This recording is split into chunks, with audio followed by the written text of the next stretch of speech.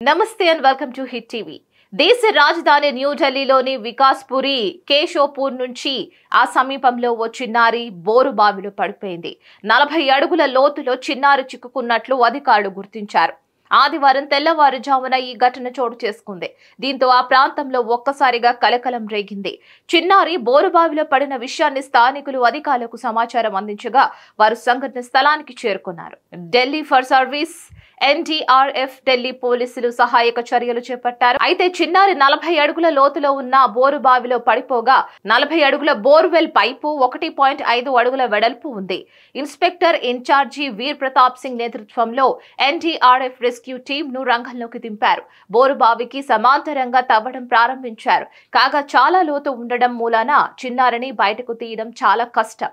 NDRF బృందం కొత్త borewell ను తవ్వడానికి చాలా సమయం పట్టవచ్చు.